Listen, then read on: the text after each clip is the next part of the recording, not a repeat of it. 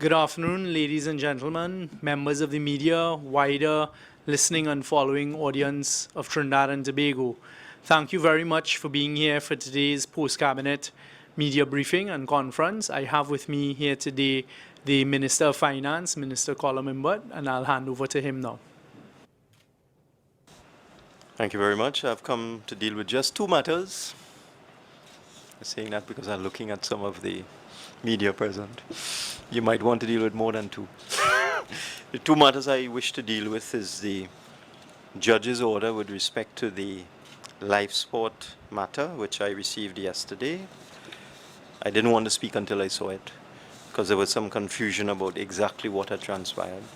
And the other issue I would like to deal with is the decision by some gas station operators to cease the use of credit cards and debit cards and to use cash only. I guess let me just deal with them in that order. The issue that I wanted to be absolutely certain about with respect to the decision of the judge in the claim brought by various public servants and others who were involved in the management of the LifeSport project against the Central Audit Committee of the Ministry of Finance. The issue I wanted cleared up, because it was a bit confusing, is whether the judge had ordered that the report be remitted to the Central Audit Committee. And having received now the written order, it was. And the judge's order with respect to that matter was that there be an order of certiorari, I wasn't bad, eh? Quashing the audit report of the Central Audit Committee comprising the defendants, which was made in relation to the operations of the LifeSport program, and this is the important part, and that the audit report be remitted to the Central Audit Committee for compliance with the rules of natural justice. As an aside, I don't have the judge's full written judgment yet, but I think there's no dispute that the judge found that the committee did not act in bad faith. There was no bad faith, that they were professional and diligent in what they did, and that for that and other reasons she did not award damages to the claimants, because there was no evidence that the outcome would have been any different whether they were given a right for a final exit meeting or hearing, as the case may be. So that's a very important finding as well, that she found that there was no evidence of bad faith on the part of the committee, and that they did their work professionally, thoroughly, with diligence and so on.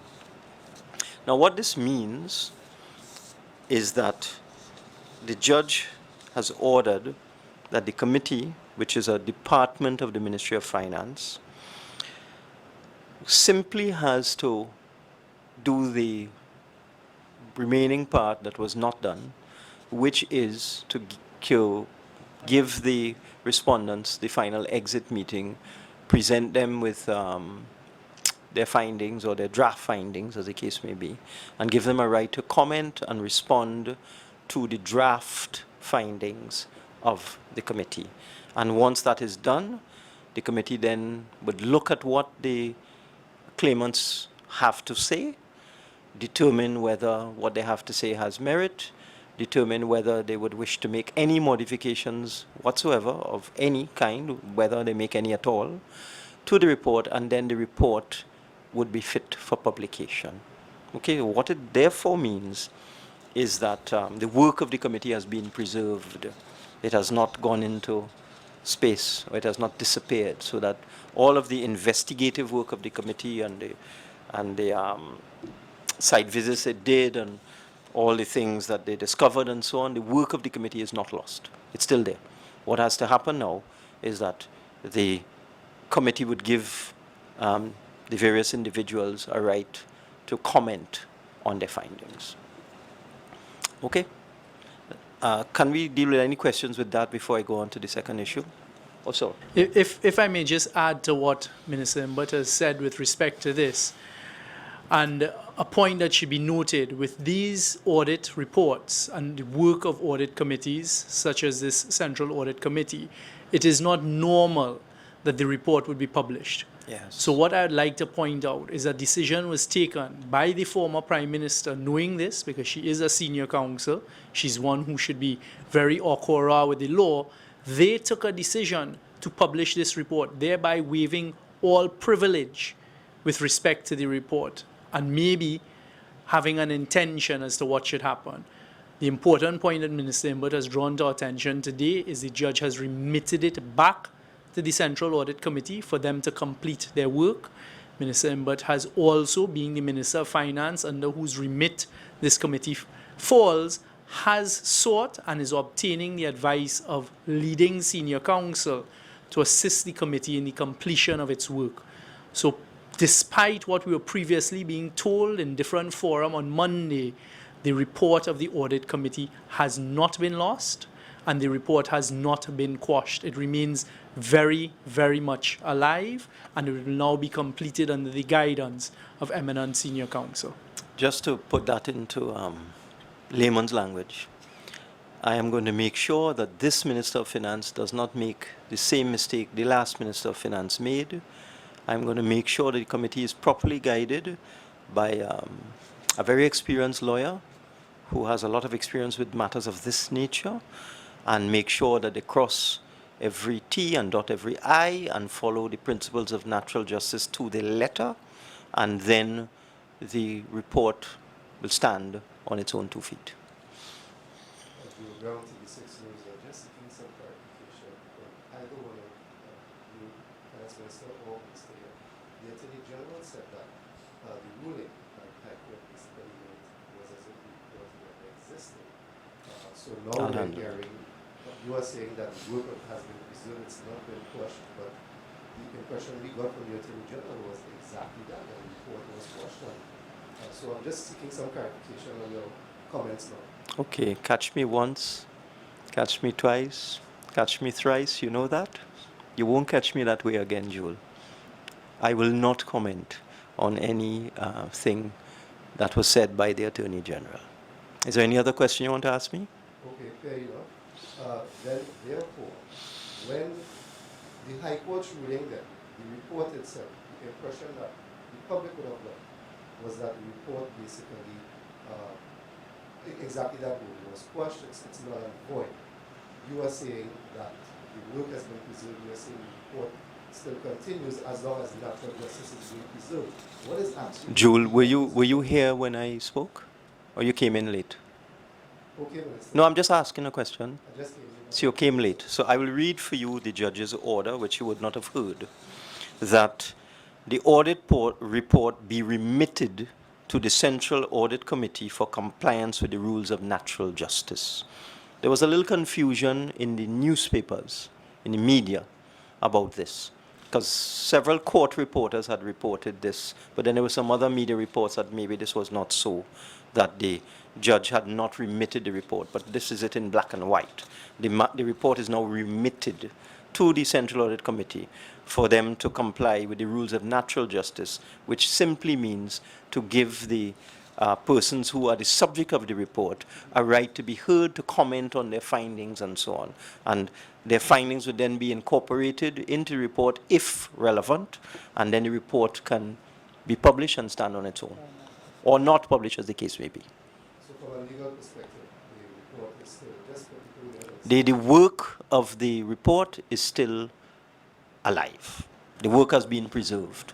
What the judge has asked them to do is to follow the rules of natural justice, which is to give the persons who may be the subject of adverse commentary a right to be heard, a final right to be heard.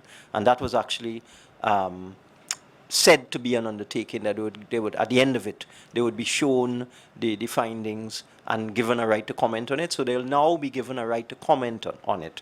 So all it means is that once that has been done, then the committee is free. Once they comply with natural justice, to either publish or not publish as the case may be. But it means that the work of the committee has been preserved. Just one other question. The Attorney General did say that when the government of the state receives the written ruling, it will be in a position to determine if an appeal would be applied to the ruling. Is the government in a position now to state whether there would be an appeal? The judge has not issued her full decision. This is simply the order. You know, you have an order and then you have the reasons. The judge will give the reasons for the decision. So that has not come yet. So when that comes, that matter will be dealt with at that time. Okay, Radio Events for 102.1 FM. Good afternoon, ministers. As a consequence, therefore, of this order, it would mean, as we did have from the former Prime Minister, that the audit report was being sent to the police. It was also being sent to the, I think, That's the straightforward. You can handle it. Integrity Commission and other bodies. It means, therefore, that they would have to stay their hand pending. All right, let me interject there. First of all, there's no merit in that position whatsoever. And secondly, as I think the Attorney General addressed on Monday, it is our understanding that the criminal investigations with respect to allegations surrounding the LifeSport program are very much afoot and continue unabated. So this report, even if it were quashed, would have had absolutely no effect whatsoever on any investigations by the Trinidad and Tobago Police Service or any other body. I just have one small question. Would we have a commitment to make the final report public in the same way that the draft report was made? Well, that was the error made by the former Prime Minister. And I have to assume with the assistance of the former Minister of Finance, because the report would have been given to him. The only way she could get is if he gave it to her, unless somebody else gave it to her. Okay? The question of publishing a report is something that you have to look at very carefully. This is why I have requested the Ministry of Finance to hire a very experienced lawyer who has dealt with matters of this nature before, so that experienced lawyer will advise the Ministry of Finance on what should be done with the report when the rules of natural justice have been complied with, whether the report should be published or not published as the case may be. Okay? So I can't answer that at this point in time. Minister, could you perhaps indicate how soon these persons will be The lawyer is already on board. No, I mean the persons. No, I'm just saying the lawyer is already on board, and we're waiting on the full judgment from the judge, which, depending on which media report you believe, we'll either get in 2 days or 2 weeks, but it won't be long. I think on the outside we'll get it in 2 weeks. As soon as that written judgment is received, that will be given to the lawyer together with all the other information that he may require, and we'll get cracking immediately. Okay? We're not going to do anything hastily, but we're going to do it in a timely manner. When you say time, how you have a rough idea as how long you might this take? Or No, I can't say how long it will take. You see, that's why I went a very experienced lawyer. In these matters, you know, you need the experience to determine how much time you should give people to respond. What happens if they don't respond? What happens if they're not here? You know, they go to some other country. What do you do in a case like that where people are not cooperating with? So that's why I want a very experienced lawyer to handle that. So it will have to be dealt with on its merits. So once we get the judgment, all of that, the lawyer now is in full control of the matter, and he will guide the process in terms of at what point do you say, all right, enough time has elapsed, we've given enough opportunity to the persons involved, they have responded, this is what they said, advise the Central Audit Committee what to do, and so on. Okay? All right, can I just say at this stage, we're having a lot of premature questions that I don't want us to go down that realm, because I don't want the process to be affected in any way. So we know that we're waiting on the decision of the High Court judge. When that decision is obtained, we will obtain the written decision and the written judgment. We will obtain legal advice, and we will follow that advice. To say anything else about a process that has not yet taken place, a report that we now know because the judge has remitted it, is now once again an open report. I think we should stay clear of that, let the process take place. You can be assured, because it's under the remit of the Minister of Finance with a very experienced lawyer, they will proceed accordingly. And it will be done properly this Correct. time. I find you take long, Mr. Douglas Mendez, SC. I mean, you take long to ask me that.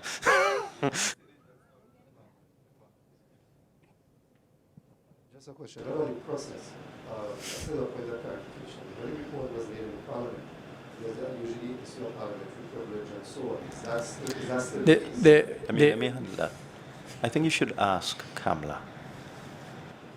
She laid it. I am not taking any baggage for this. This was done by my predecessor, Mr. Hawaii, and by the former Prime Minister, the Honourable Kamla Prasad Bisesa. Any question you have to ask about why they laid the report and what happened to it and whether it attracted parliamentary privilege, ask them. Don't ask me. I have hired an experienced lawyer to tell me what to do and what to say. And right now, I am saying nothing other than what I've just told you. Only ask as you are the existing finance minister. You're also a senior member. I am not answering any question that has to do with the errors made by my predecessor and by the former Prime Minister. I am taking no bounds for the mistakes that they made. Okay, is they do this, not us. Okay? Just final question for me. Has the issue, just the general issue, caused either of you to review the process of programs such as had been the case with LifeSport in terms of how they are monitored by the state authorities? No comment. Okay, can I move on to the next item? Thank you very much. You would have heard this week about a decision purportedly taken by certain gas station dealers that they would no longer accept credit cards and debit cards, and that would be accepting cash only. Now, this has a direct effect on the card, the credit card issued by the government for the government's fleet, which would be the fleet of vehicles used by the protective services and other government vehicles. So this decision on the part of these dealers to take cash only would, if it is allowed to proceed unfettered, would have the effect of grounding the government's fleet. And as Minister of Finance, I will not allow that, because the card is issued by the Ministry of Finance and there's an agreement with respect to the use of the card. There's no way I would allow this decision to ground the police and to ground the government's fleet of vehicles. So we have issued instructions to all the gas stations that are owned and operated by NP that they're to continue taking credit cards and debit cards and so on. I saw a report, I don't know how accurate it is, that Unipet has said they are continuing to take credit, so that we have reduced the number of possible stations that could do this to a relatively small number. These stations operate under a license with National Petroleum, so we'll also be looking at the terms of their license to see if they are allowed to suddenly scrap the government's cash card, the government's credit card. I don't want to venture an opinion on that right now, because again, I have to get legal advice on that. But I certainly think it was a very unwise move on the part of the dealers, because they knew exactly what they were doing, that this would affect the government's fleet, not just the public. Of course, it will affect the public, but it affects the fleet of government vehicles.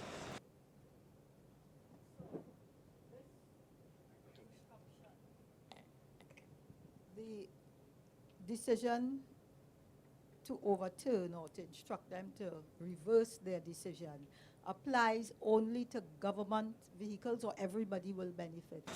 No. Let me change the language. I never said anything about overturning anything. What I said is that instructions have been given to the stations that are owned and operated by the state company that they should take credit, and it will apply to everybody, of course, for now. It will apply to everybody. There will be no discrimination between the general public and the government fleet. That would be unworkable, and it would be also a tremendous inconvenience. Okay? Was there any, in considering this thing, did you all also consider the question of crime? And a lot of people have said that once the gas stations only took cash, that it would expose the public seeking a service to hold ups. Well, it's not, you see, again, I have to change the language. There's no you all in this, I didn't make the decision to take only cash, They did. And I found it very strange that they would do that in view of the fact that they now would be required to have large quantities of cash at their business places, when before a lot of the transactions could be done cashless, without cash. So it would increase their own security requirements, and I found it strange that they would actually do something like this. But that's their commercial decision. Right. And also, was the government, or was the government also concerned that the question of only taking cash would open the way to money laundering by some of the businesses? Actually, no, that I'm glad you brought that up. Thank you for that. We had not looked at that. But I mean, it's obviously something that I would want the ministry to look at.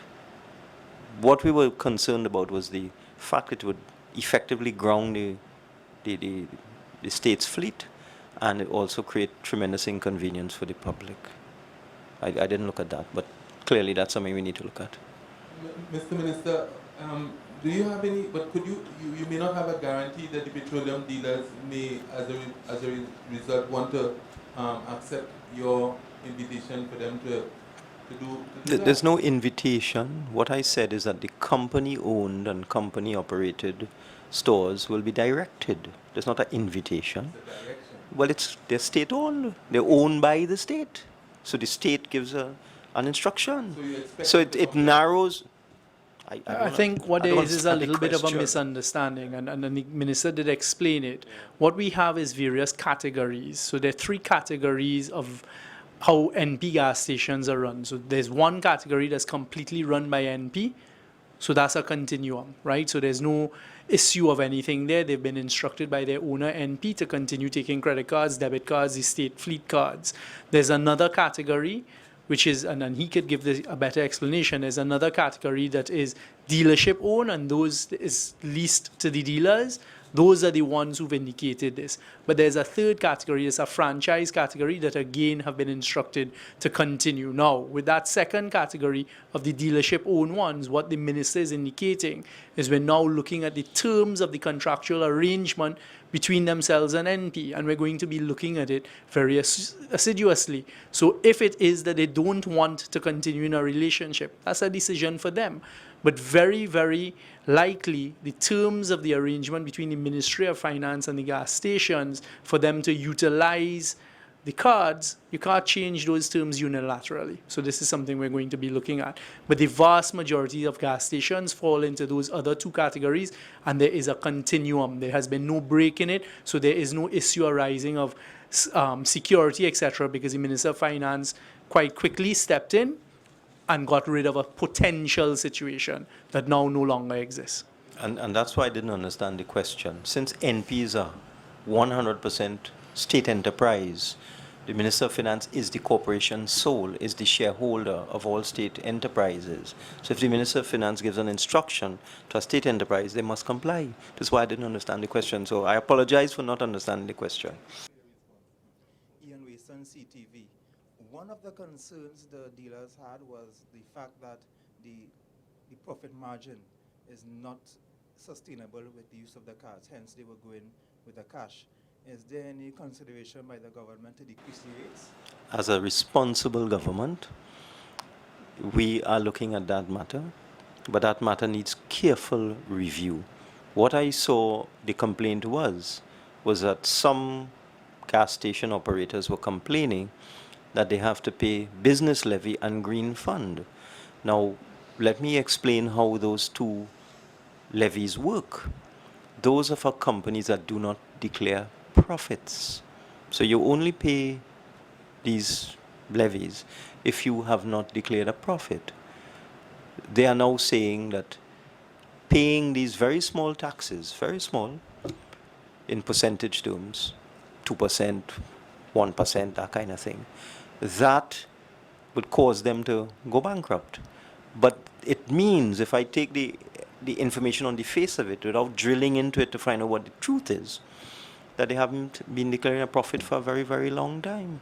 Because that's the purpose of the Green Fund and the business levy, is to go after those businesses who sue for year after year after year. It was first introduced in Mexico 25 years ago. We had chronic losers, companies in operation for 30 years, never pay tax because they're always losing money. So these taxes like the business levy come in, it's a tax on the gross sales. So it has nothing to do with whether you make a profit or not. So they are complaining that the increases in the business levy will cause them to go bankrupt. I am not sure I can accept an argument like that just on the face of it. Because why are you running a business that is continuously losing money? Why are you in business to lose money? It doesn't really make any sense. But as a responsible government, we listen. I've heard what they have to say.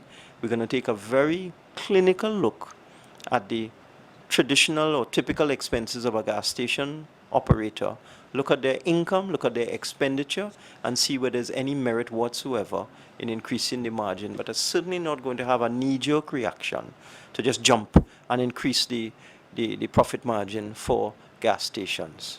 Okay? But we will be looking at it as a responsible government.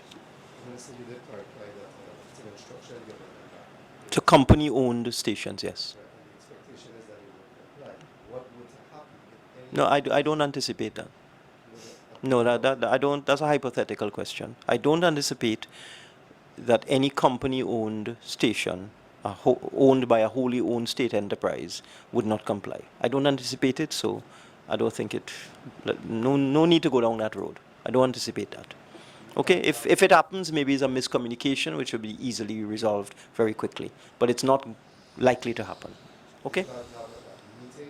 I don't need to do that. The Ministry of Finance, the permanent secretary, the controller of accounts who manages the cash card, they swung into action immediately and they're handling it. Okay? I'm simply reporting. The public servants are already dealing with it. They've dealt with it already. Minister, while we're on this topic, could you give us an update on the CNG service stations? I'm sorry, I can't. The Minister of Energy would have to do that. This is simply dealing with cash, money. You know, that's why I'm here. Even though it's a gas station, it is how they collect money and how they charge money and that kind of thing. Okay? It's a finance matter. Again, a little technical here. The instruction, now that we are officially calling it an instruction, did it go straight from the minister or was the board involved? What were the mechanics of the instruction? It came from the Ministry of Finance. To the actual... It would go to the company, and then the company would issue the instruction to the stations. Okay? That's how the line goes. It doesn't go from the minister to the dealer. It goes PS, Finance, would indicate this to the board of the company, who would then deal with it at their level, in their operational level. Okay? Just as during the issue of gas stations, have you had a chance to have an examination of the adjustments, the subsidy, how successful it has been on the government's part? Yes, we saved a lot of money. We saved hundreds of millions of dollars. It had the effect that was intended. We used to pay $5 billion a year in fuel subsidy. With the decrease in oil prices, it dropped to about $1.7 billion. And now we're down to less than $1 billion. We're at about 800 million. So it has reduced its fuel subsidy significantly. Those savings? Well, that's what you use to balance your budget. Because previously that $5 billion came straight out of the treasury. Yeah? So that $5 billion was taxpayers' money that was being used to subsidize the price of fuel. Now that is no longer being used for that. It's being used for other purposes, for health, for education, for national security, and so on. Okay? I just want to move on to another matter. I know But that would be more than 2, Ria. Go ahead. The Prime Minister had said that you were in charge of the committee dealing with the Shagaramas development. Yes, Right. this is true. And so I wanted to know, he had suggested that some kind of resolution had been found. Yes, this is true. So can you give us some? I can only speak in general terms. Okay? I can't give you details because the ink hasn't dried on the revised arrangement yet. But I'll speak in general terms. The point the Prime Minister made with respect to one particular, I can only talk about one. I don't want to talk about any other because we haven't got to that level of detail with respect to the others. The one we're talking about is the water park project, where the Prime Minister was of the view, and quite rightly so, that when you leave Carenage and you look at the waterfront, the public has been alienated from the waterfront, so that the waterfront has been privatized all the way down to, well, all gone. If you're a visitor down there, you realize as you come out of Carenage and you drive, everything on the shore side has been privatized. So his view was that that can't be right. The public must have access to the waterfront in the Chaguaramas area, so that the discussions with the tenants of that area that the water park is being constructed revolved around restoring public access to the waterfront. And that involved the area that is commonly known as Pier 2, and also providing proper access to the beachfront that would be in front, well, behind the water park. So that is access from an area down by the hangar. So these matters have been resolved. Knock wood, they have been resolved.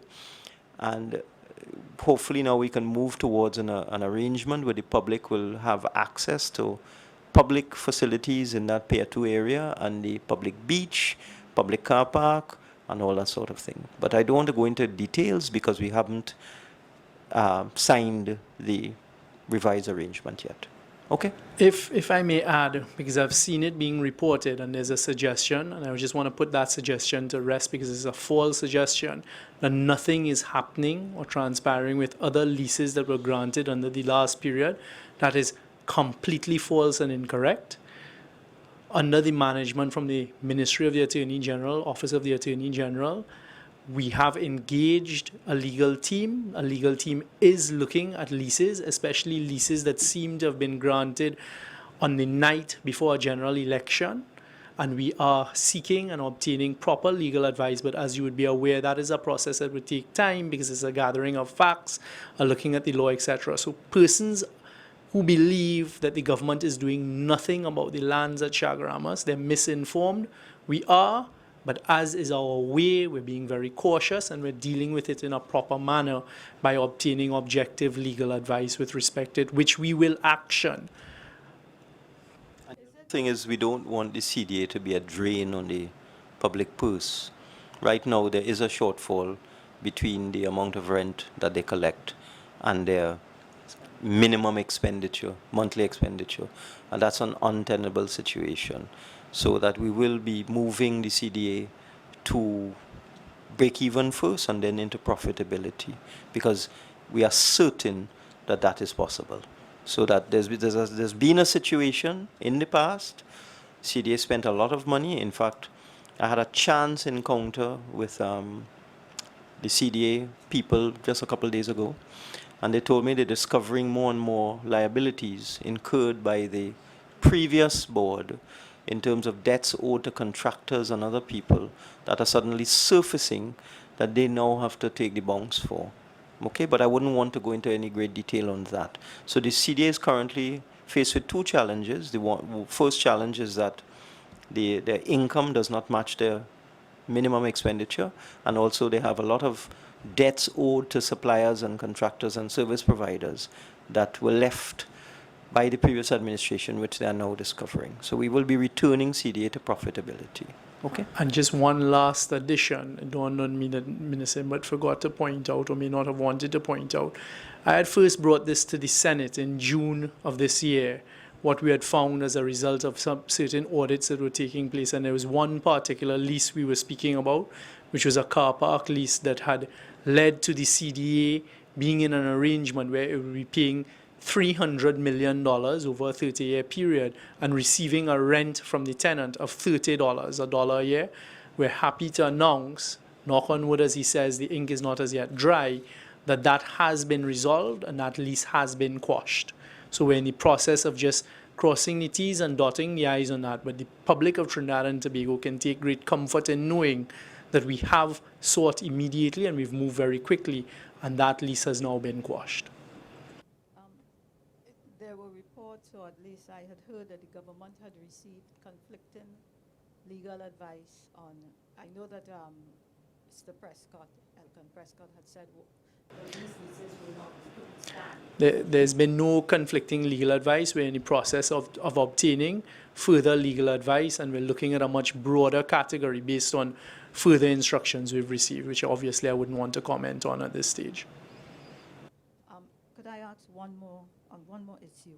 I don't know if any of you all can deal with it, but the question of the Fortin Highway and the reports that one contractor had said. Yes, that did come to me over the weekend. As I indicated to the media when contacted over the weekend, I immediately requested a report from the state agency dealing with it, that is NIDCO, and I asked that they provide a report to both the line minister, Minister Hines, and myself. I am now in receipt of this report. The report is being looked at, and I can assure you and the public of Trinidad and Tobago, we will take the necessary steps to ensure that the law is upheld, including any tender and procurement rules that may be applicable. Question to the Finance Minister. Are you in a position to give any update on the revenues obtained from the online tax so far? No, that only went into effect a week ago. No. But I understand that the system is working. A very brief conversation I had with the Controller of Customs on Monday on another matter. He did tell me the system is working. The items are being declared, the tax is being collected, and he's going to give me a full report in a couple of days. Okay? I just have one other question to the Minister of Finance. Minister of the Office of the Prime Minister, we've seen the reports about the firm that has been providing security for the Prime Minister's office and so on, just to be relieved of his duties and so on. I'm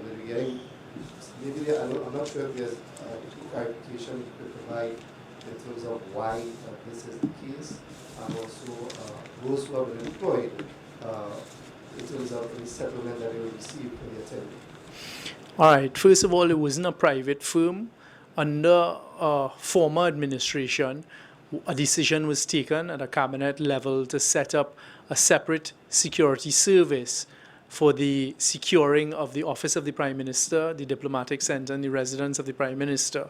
When this administration came into office, based on advice from the security services, but also a decision in line with how we've been issuing governance, a decision was taken at cabinet level to return the securing of the office of the Prime Minister, residence of the Prime Minister, and the diplomatic center to the law enforcement agencies of Trinidad and Tobago, specifically the Trinidad and Tobago Defence Force and the Trinidad and Tobago Police Service. So it is in keeping with that cabinet decision that there then became an implementation of the reduction over time of the number and of the members of this security service structure, which is something that has been happening. It continues to happen. We had sought and obtained legal advice with respect to how to transition it out, and we're following that advice, including advice from the CPO. So all payments that we have been advised that need to be made to the workers have been made and are being made. Furthermore, I'm happy to tell the public we've been working along with the Ministry of Labour and other institutions to try and assist those who may no longer be employed in this unit because it's been disbanded, to find alternative employment. And my understanding from the Minister of Labour and others is we've been meeting with success. So we are helping persons to find alternative jobs. I don't know that it would have escaped you all that there's been a gathering of representative of, I believe, the Steelworkers Union of Trinidad and Tobago on the pavement outside the office here. Would this be the last question? All right, I just want to know. Is there any? So this will be your last question? No, one more after this. Go on. That one? What Yeah. can you respond, or what is your response to that gathering of the Steelworkers Union representatives? Well, I can answer you straight away. No, I was not. We were not aware that there's any gathering of the Steelworkers Union outside. But there is, and maybe you probably will be in receipt of a letter highlighting their concerns or what have you. I beg your pardon? What does this have to do with us? What could you respond if you have no communication from them as to the reasons for gathering and protesting? There is a protocol that's in place at the office of the Prime Minister when these types of things happen. There's a protocol that's in place that I'm sure and certain is being followed as we speak. But as we sit here, we have no information with respect to it. Second question, please. Last question: is there a foreign exchange crisis looming once again? No. Next. The offshoot from his original question regarding the steel workers, one of their issues, in fact their main issue, they are saying that the government... Could I just interject here? We have no knowledge of this, and I personally do not like to comment on matters of which I have no knowledge. So it's only when I agree with find that. out what's going on, I will make a comment. I do not jump into matters of which I know nothing. And So I can't am the comment. same way. I'm sorry, I apologize, but I'm not jumping in. Okay? Let's take the last couple questions, please. I'm from TV6 News. I just have about 3 questions. The first is, Mr. Stewart, Mr. Young, as a member of the National Security, can you indicate whether the Council is aware of the happenings regarding the selling of information by SSA officials to U.S. law enforcement authorities? And in light of these allegations, do we believe this has compromised the integrity of our intelligence gathering here? I think the most important word you use there, Mark, is allegations. So I have seen the report that you co-authored in today's newspaper. It is something that will attract the requisite inquiry and is attracting the requisite inquiry.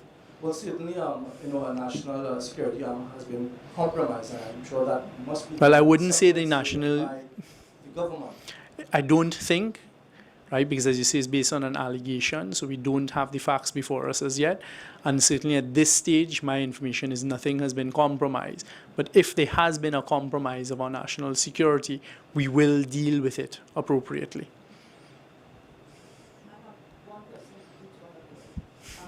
Minister Imbert, you have... And that would be the last one? You promise? Promise. The tax amnesty, do you have any figures for how much money? No. I should get that by next week. I can't tell you how much. We got it in the amnesty, no. Since you didn't answer that, I should have it. But Mr. But I But did you answer. did I said I answer it. don't know. Yes, Ria. The poverty report, there has been some criticism that the government had this report in its possession since February. And they appear to have been just sitting on it. Absolutely not. The report did come to us. The report is at the Cabinet Subcommittee of the Finance and General Purposes Subcommittee of Cabinet. It has received a lot of our attention. As you all would know, and until Cabinet has taken its final decision, we won't say anything much further on it. But what I can tell you at this stage, that is a report that was commissioned under the former administration. As soon as it was brought to our attention, we had a number of very, very critical questions with respect to it. And the responses and the answers that we've gotten, we are not at all satisfied with as to how that report was compiled, but it is still before that committee, and until we've taken a final decision on that committee, we're not in a position to give what that final position is. I think Minister Imbert wants to I'm add. the chairman of the committee, the Finance and General Purposes Subcommittee, and when the report was presented to us, and we saw the date of the report, it was a 2014 report, so it was something commissioned and compiled by the previous administration, and any of its findings would relate to the previous period, the 2010 to 2015 period, would have nothing to do with the current period. So that was issue number 1. Issue number 2 was the manner in which the report was done, how the data was gathered, how the data was analyzed, how thorough the data gathering was, whether it followed established international standards for gathering information on something like this.